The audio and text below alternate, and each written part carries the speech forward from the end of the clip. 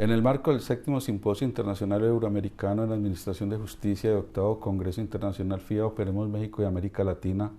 con Justicia y primer encuentro de Justicia Digital e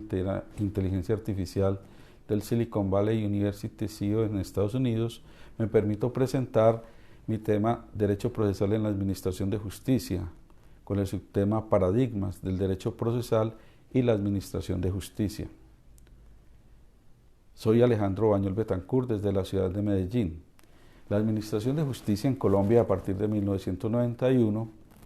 es una función pública de conformidad con el artículo 228 de la Carta Política. Las decisiones son independientes y las actuaciones serán públicas y permanentes, con las excepciones que establezca la ley, y en ellas prevalecerá el derecho sustancial. Los términos procesales se observarán con diligencia y su incumplimiento será sancionado y su funcionamiento será desconcentrado y autónomo. Uno de los paradigmas que surge del contexto constitucional es precisamente la potencial pérdida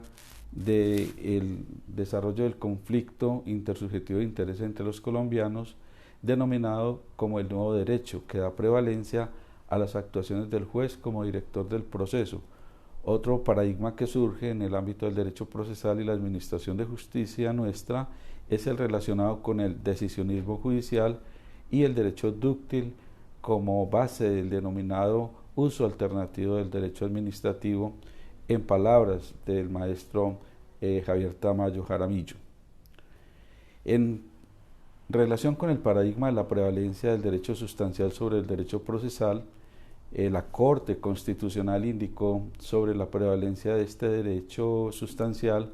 de conformidad con el contenido del artículo 228 de la Carta Política.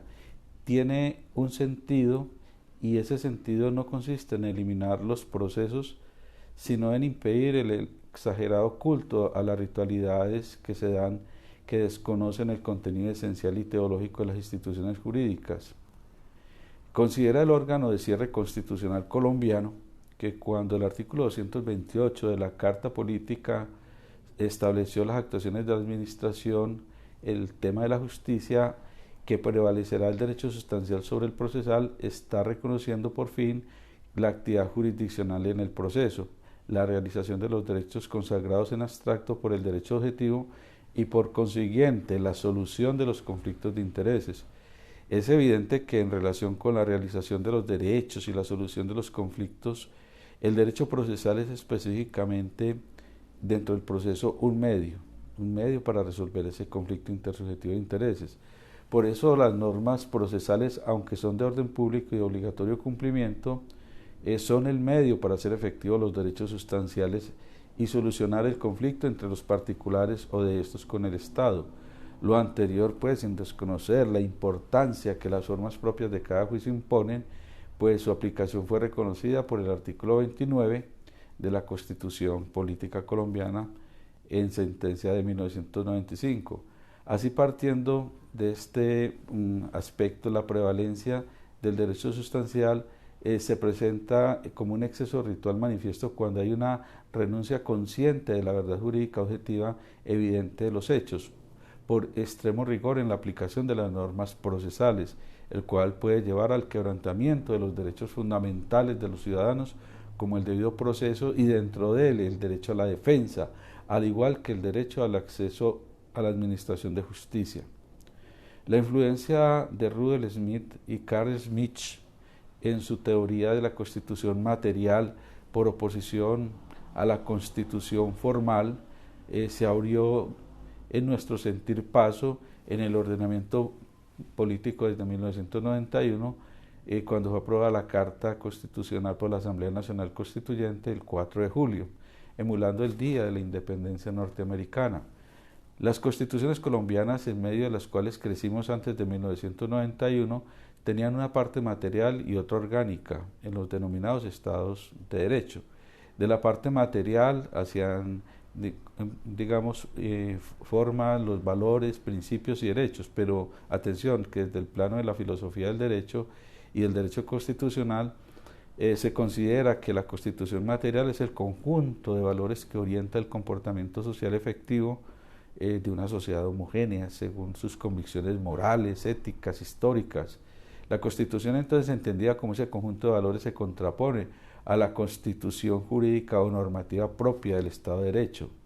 Para Smen, la interpretación valorista permite que la Constitución pueda ser modificada permanentemente mediante su interpretación acorde con los cambios sociales y no mediante actos legislativos promovidos y aprobados por el Congreso. Esta es la denominada interpretación evolutiva de la Constitución. Para Carl Schmitt, Constitución es igual al principio del devenir dinámico, de la unidad política, del fenómeno continuamente renovado, formándose de esta manera una unidad desde la fuerza subyacente u operante en la base. Aquí se entiende el Estado no como algo existente, en reposo o estático, sino como algo en devenir surgiendo de lo nuevo y del pasado, de los distintos intereses contrapuestos, opiniones y tendencias que deben formarse diariamente como una unidad política según la expresión de Smith. La práctica colombiana alentada por el decisionismo judicial, también conocido como activismo o eficientismo judicial, ha otorgado amplios poderes a los jueces y magistrados para intervenir en la búsqueda de la verdad. Así las cosas, algunos funcionarios judiciales privilegian el derecho sustancial contenido en el Código Civil y sus reformas, en tanto otros se concentran en el agotamiento del procedimiento dejando de lado la parte sustancial. En varias ocasiones este conflicto ha dado lugar a que pulule en el ámbito judicial la teoría del derecho dúctil, flexible, acomodado a los intereses de las partes y al propio funcionario encargado de resolver el conflicto. Así las cosas, todo puede acontecer en el trámite de un litigio, desde la audiencia inicial que puede terminar con una concentración de diligencias para dar paso así a la sentencia anticipada, según lo considere su señoría o el juez del caso. La inexistencia de una teoría de la decisión judicial da cuenta de una metodología libre y autoritaria que, aunque ausente de indicadores de los resultados judiciales, permite la solución parcial de los conflictos. La Administración de Justicia entonces está encadenada a unos resultados judiciales cargados de estadísticas que llevan a cabo cada funcionario con el control absurdo de mostrar estadísticamente, matemáticamente, las actividades y comunicaciones que llevan los jueces y funcionarios judiciales. Es el reinado de una justicia espectáculo de investigaciones selectivas, en el caso, por ejemplo, de la Fiscalía, donde el componente estadístico y político ha permeado la esfera judicial. Las ideas valoristas entonces de la Corte Constitucional Colombiana y de los autores del denominado Nuevo Derecho no son originales de Colombia. En este sentido, la interpretación del derecho colombiano tiene una fuente de obligatorio acatamiento por todas las partes y autoridades cuando la Corte Constitucional se pronuncia. El punto es que como organismo de cierre no tiene quien lo controle y el sistema de pesos y contrapesos queda sin efectos, lo cual es contrario al contenido de una democracia donde el poder es por esencia regulado, concentrado y controlado. La pregunta problemática es quién controla y legitima popularmente las decisiones de la Corte Constitucional. En nuestra democracia, sus actuaciones y decisiones son completamente incontroladas. El segundo paradigma es el del nuevo derecho y el neoconstitucionalismo. En este sentido, el nuevo derecho es una tendencia jurídico-política con claros perfiles políticos, ideológicos, cuyos contenidos se pueden presentar de la siguiente manera. Primero, el derecho es un sistema sometido a fines y valores, siendo los de mayor rango los de carácter constitucional, por ser Colombia pues un Estado social de derecho. Segundo, las normas positivas deben interpretarse en aras de la consecución de dichos fines superiores, así haya que dejar de aplicarlas. En resumen, es un activismo judicial protagónico en cabeza del juez director del proceso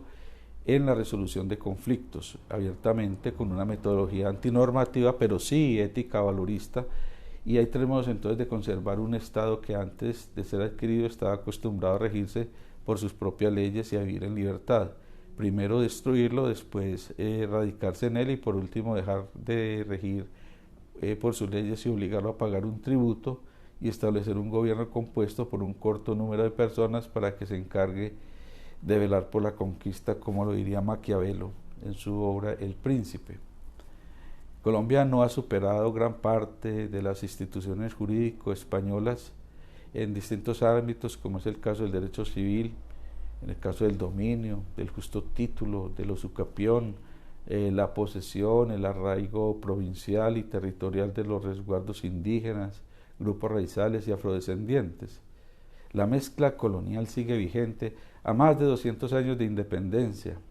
Las élites criollas en materia judicial se han encargado de hacer honor al procedimentalismo y ello ha hecho que se presente la crisis que a la fecha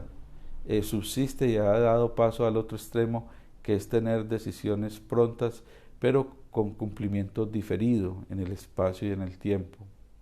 El uso alternativo del derecho y de los estudios críticos del derecho son una fuente de inspiración de los activistas, porque pueden borrar de un tajo el contenido de la ley y aplicar ampliamente el valorismo constitucional.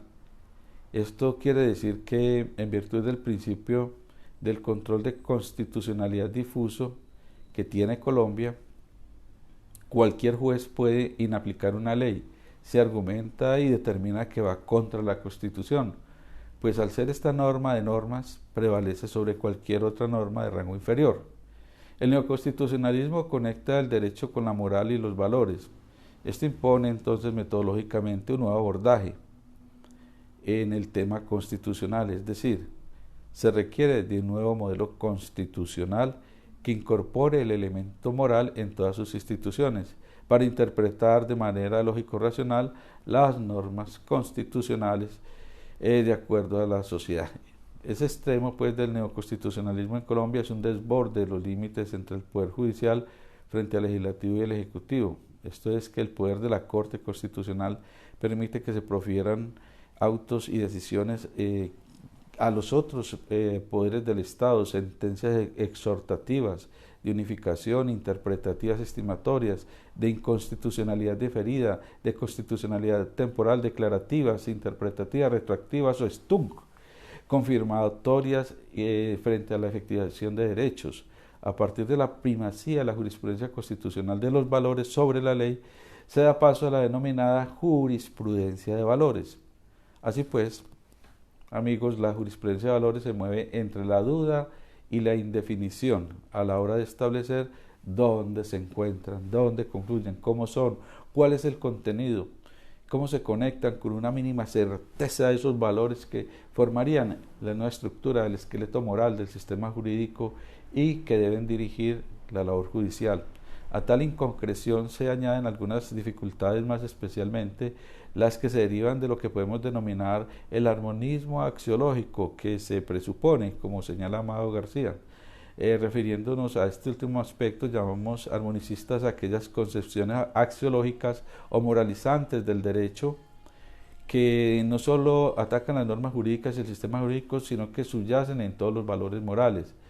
Estiman que este sistema de fondo moral y jurídico al tiempo se articula de modo coherente y además tiene la capacidad para proporcionar la solución correcta para cada caso concreto, o por lo poco se acerca a esa solución. Los valores entonces se estructuran y conviven armónicamente en todo el sistema jurídico, de manera que cada uno tiene su ámbito de aplicación y abarca los casos que le pertenecen. De esta manera, los conflictos entre valores jurídicos se resuelven medianamente en la prevalencia objetiva de uno y otro, y a partir de allí la correspondiente solución se da descartando los conflictos entre valores desde los que se proponen soluciones diversas para casos diversos, o dándose por sentado que hay vías de conocimiento en el aplicador del derecho para que esos conflictos axiológicos se resuelvan mediante la constatación objetiva de la cual es, en el fondo, la solución verdadera y tal forma dictada unívocamente por el sistema. Las aparentemente novedosas tesis del neoconstitucionalismo actual tienen completísimo precedente en esa síntesis entre la corriente doctrinal denominada jurisprudencia de valores y el constitucionalismo axiológico que dominó la teoría y la práctica constitucional alemana de los años 60 del siglo pasado. En este orden de ideas, el colonialismo y la dependencia judicial y jurisprudencial de nuestra querida Colombia sigue vigente y sin un claro norte de independencia judicial, pues estamos aún por comprender la esencia de una justicia multiversa, porque esa médula histórica estamos formados como sociedad y en realidad no lo estamos teniendo en cuenta ni presente. Se afirma que la Constitución colombiana está impregnada de valores, principios, derechos fundamentales que deben irradiar la ley, dando surgimiento a una especie de moda jurídica llamada neoconstitucionalismo, algunas de cuyas tendencias son claramente no positivistas. El neoconstitucionalismo puede ser ideológico, teórico, práctico. El ideológico parte del presupuesto de una relación estrecha entre el derecho y la moral, así se da origen a una interpretación valorista de valores, en la cual los principios y valores constitucionales están por encima de las demás normas. Así se tiene un juez activista de gran impacto que puede ordenar, legislar. De otra parte se tiene el neoconstitucionalismo teórico, que entiende que las constituciones contienen verdaderas normas que consagran derechos fundamentales, principios, valores y derechos tanto sociales como económicos, pero sin desconocer el núcleo duro o esencial de las normas escritas, es decir, sin reemplazar por valoraciones la decisión del juez. Finalmente, el neoconstitucionalismo práctico es una especie de híbrido que trata de reunir uno y otro elemento, conjugando aparentemente valores, derechos y principios a través del citado o invocación a fallos constitucionales, precedentes, pero en los cuales se concluye de manera pasional conforme esté el funcionario de turno. No hay más poder que aquel que surge del autoritarismo y anarquismo. Formalmente se trata de copias de fallos parecidos, pero finalmente no son más que una especie de Frankenstein jurídico que causa horror y miedo al ciudadano.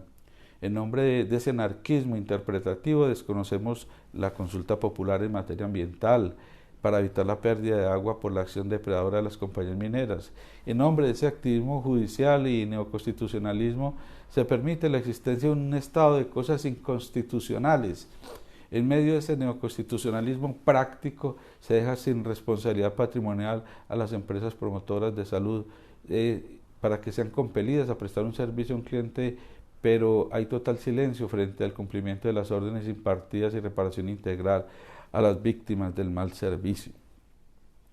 El neoconstitucionalismo es la entrada de la anarquía a la estructura republicana colombiana y en nombre de esos valores, principios y derechos caen cientos de personas ante un Estado cubierto de corrupción, impunidad y violencia manifiesta. A manera de conclusión, entonces se requiere una nueva Asamblea Constituyente que dé vida a la nueva República y sus próximas generaciones, tendientes a desarticular el monopolio y secuestro de la justicia colombiana por parte del carrusel de beneficiarios, apadrinados y corrompidos que hoy cuenta el sistema judicial. Se requiere de un juez honesto, imparcial, independiente, que declare la ley y cese el conflicto de intereses entre las partes contendientes. Con todo cariño agradezco a los organizadores, agradezco al doctor Matos su vocación, su capacidad de convocatoria y a todos y cada uno de ustedes la gentileza de haber compartido estos vitales minutos de su existencia con el suscrito. Muchas gracias.